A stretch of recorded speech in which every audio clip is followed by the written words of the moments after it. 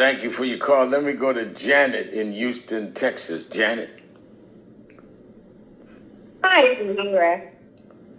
How are you, Rev? I'm doing well. How are you? I am awesome. Very privileged to be able to speak to you today. And I just wanted to once again thank you for your morning thoughts. Well, thank They you. are tremendously a part of my devotional process, actually. Really? And particularly, yes, it's a part of my quiet time in the morning. And I want to really thank you again for making relevant, particularly to today, the timeliness of my book. And I just love the fact that you're still talking about purpose, and it makes the connection to my book that much more germane to today. So I thank you again for who you are, what you do, and just persevering. Well, I appreciate you saying that. Tell everybody about your book and how they can get it. It's entitled Human GPS, God's Perfect Script, The Fulfillment of My Why, and it's available on Amazon. And the name of it?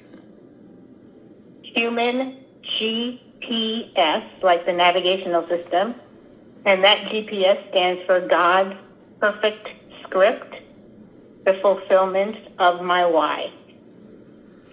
Now, why do you think people have such a hard time, Janet, wrestling with and being at peace with finding their purpose? I think because we just think that we are here and that there really isn't a correlation for the timeliness in which God selected you for this moment in time, not 100 years earlier, 10 years earlier, 10 days earlier or later. There's a purpose in life for everything. Nothing is taken for granted. In the Bible, it talks about if you have faith the size of a mustard seed. And so the analogy of the mustard seed states that it too, regardless of its size, has a purpose. And when put in the right environment, becomes one of the biggest trees that is evidenced. So if a mustard seed that you can barely hold at the tip of one finger has such significance, why then not mankind that is created in God's image? And when we are able, as you said this morning, to really sit down and assess, who am I?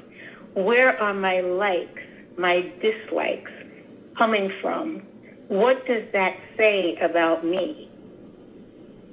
The selection of each gene and the strength that it took for you to be made, the number of sperm that had to get to that egg to create you and specifically you, speaks to the power that God had in mind for you.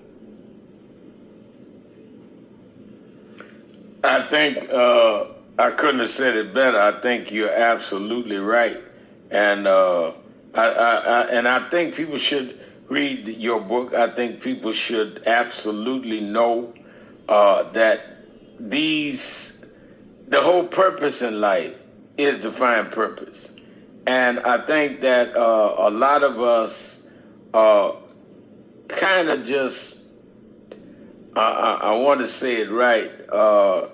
A lot of us just kind of wander around the corridor of life and never really, not really stop and say, okay, this is what I'm about.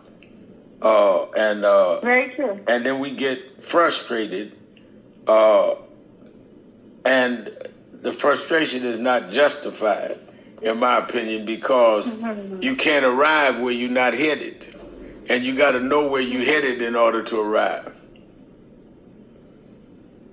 True. And I think the frustration becomes the path that many use to not actualize their purpose. I'm going to give a personal example of being born on purpose. 50 years ago, I became saved in January at Reverend Augusta Jones Church. Okay. He was one of my mentors. And he and I had several conversations. Fast forward, I was a part of Christian Cultural Center. Your path and my path were parallel for years. Mm. And for such a time as this, so that you and I could be speaking today. Wow, that is God, and that is the power of definitely God. Well, I hear the music. I have to go. Thank you for calling in. Let me thank all of you that called in, listened in, you that called in and